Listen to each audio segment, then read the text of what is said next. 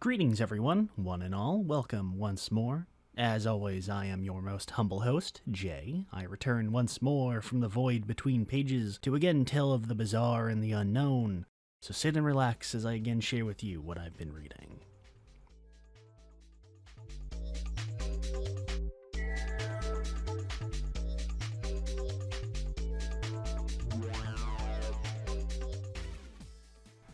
Ever since the dawn of written fiction and mankind's burning desire for entertainment, people have always pondered the hypotheticals of the crossover, by taking two different stories and asking themselves what it would be like if they were merged into one.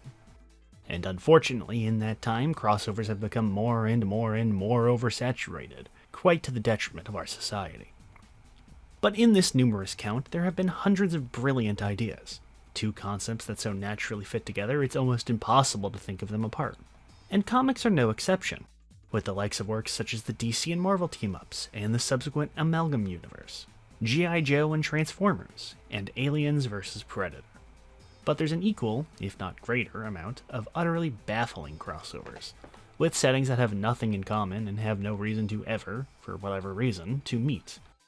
With such stellar examples as Spider-Man meets the cast of SNL, Transformers and the Terminator, Charles Barkley meets Godzilla, Judge Dredd vs. Predator, Batman vs. Aliens, Superman vs. Predator, Batman and Superman vs. Aliens vs. Predator. God, there is a lot of really fucking dumb Alien and Predator crossovers. Anyways, our subject this time falls firmly into the latter category. Two characters who have nothing in common, no crossover with demographics or narrative, and no good reason to have ever met in the first place. Archie Andrews and the Punisher. Archie Meets the Punisher, alternatively known as The Punisher Meets Archie in some printings, was a one-shot story co-published by Marvel and Archie Comics, and was released in June of 1994. Written by Batten Lash, co-drawn by John Buscema and Stan Goldberg, with inking by Tom Palmer and Barry Grossman doing colors, this story tells the story of, well, when Archie meets the Punisher. Now, with a concept this utterly bonkers, you might guess that there's some absolutely fantastical story behind its creation. A grand epic tale spanning incalculable swaths of time that led to the crossing of fates that ultimately brought us this tale. But by all accounts, there isn't. The story, as detailed in the editor notes, is actually more simple than you would expect. Archie editor Victor Gorelick proposed the idea, seemingly on a whim, in which Lash picked up and ran with it, drafting a script for the concept and submitting it to Marvel. Marvel, presumably having nothing better to do with the Punisher, agreed to the idea and began the process to get this strange little project off the ground. Red Fever, notorious criminal mastermind, is on the run.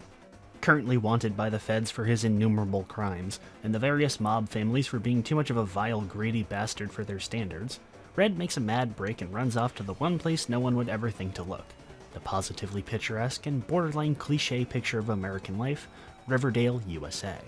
Once arriving, Red quickly discovers that he bears a startling resemblance to local screw-up Archie Andrews, and begins to use this to his advantage to weasel his way into Archie's social life in his bid to start a new criminal empire right in the heart of Riverdale, leaving poor, lovable Archie to take the rap for him once the mob comes knocking.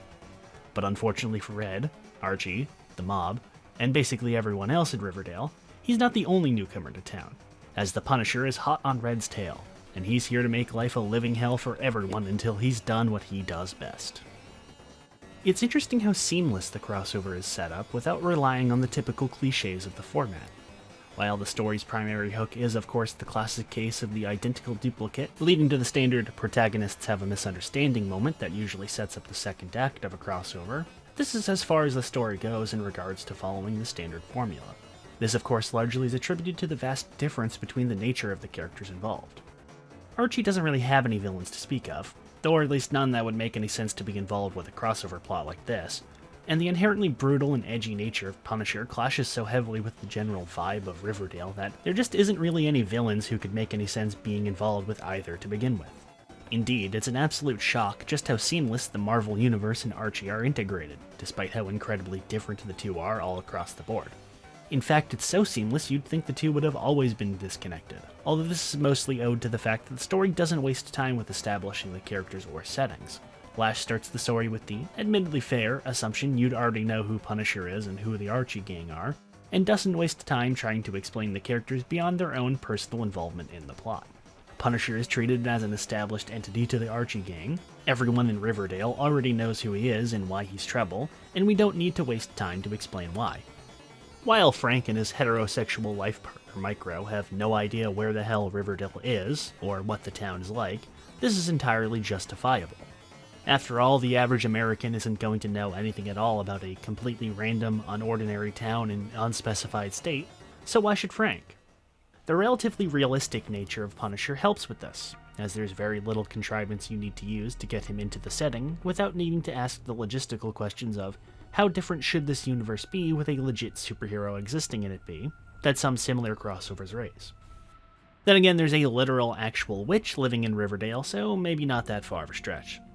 Despite the absolute absurdity that is this crossover's basic premise, nothing about it clashes much with the standard Archie formula. While it's certainly far more dramatic than the characters would typically be in the 90s, it certainly isn't anywhere crazier than modern-day Archie. The plot contributes from this seamless combination, allowing it to be a fairly low-stakes affair without too drastic consequences beyond our core cast.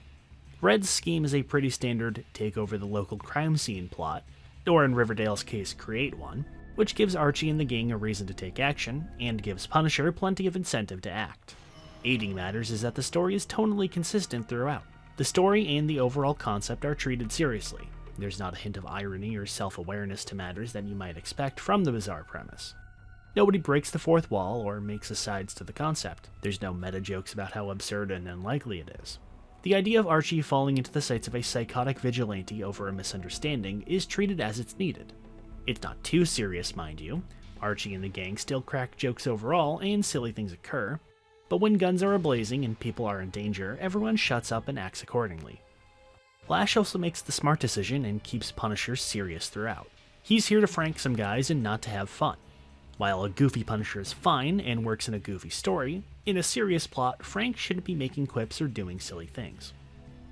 There are jokes made with Punisher, mostly Frank either being self-deprecating about the whole affair, more so near the end when he's forced to start palling around with Archie, or a comedic juxtaposition with his rugged, overly grim demeanor and the naturally cheery and cheesy vibe of Riverdale. It's very fast-paced, and utilizes the 50-ish pages it has fairly well, establishing the plot, moving the narrative to draw the protagonists together, and building to a climax with very little wasted time. It has some problems with utilizing this time, as there are a few scenes that aren't really necessary other than for a quick gag. This is especially bad with Red, as he doesn't have enough screen time to really establish him as a threat. We get some early scenes establishing him as a rude, conniving jerk with a grandiose view for Riverdale, but he spends a majority of the story just hanging out with Veronica at a high school dance and not really doing anything of worth up until the very end. The action sequences are numerous, but don't drag on long enough to feel too exhaustive.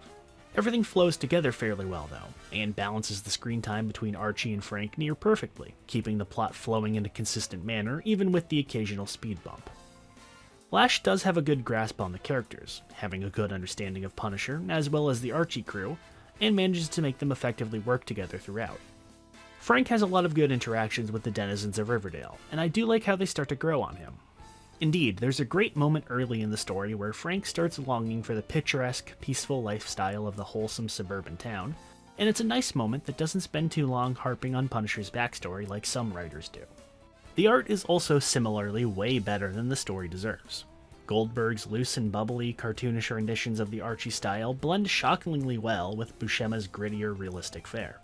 The two are able to make their styles enhance one another, adding to the inherently bizarre nature of the story itself. This is done by having Buscema stick to drawing Punisher and related characters, and Goldberg handling the Archie crew.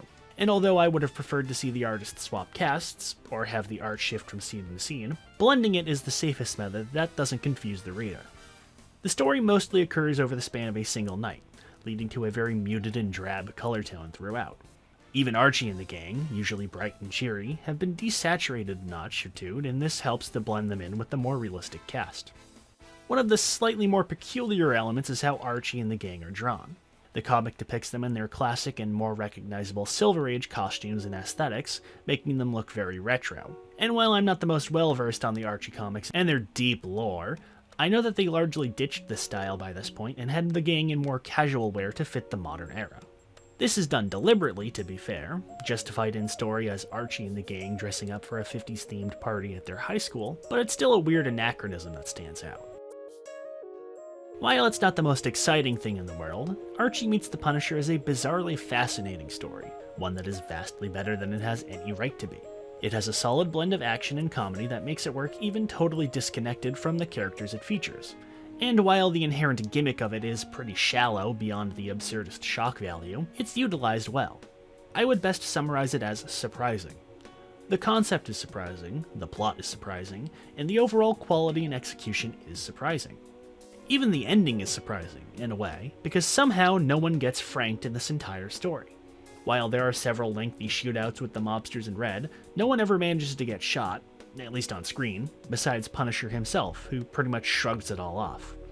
Everyone bad gets what's coming to them in a non-lethal manner, and things return to peace and calm in Riverdale. At least somewhat.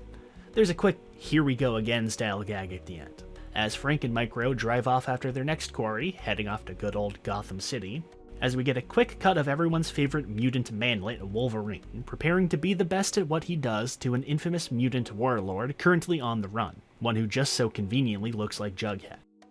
Sadly, Jughead meets the Wolverine never actually happened, but sometimes I kinda wish it did.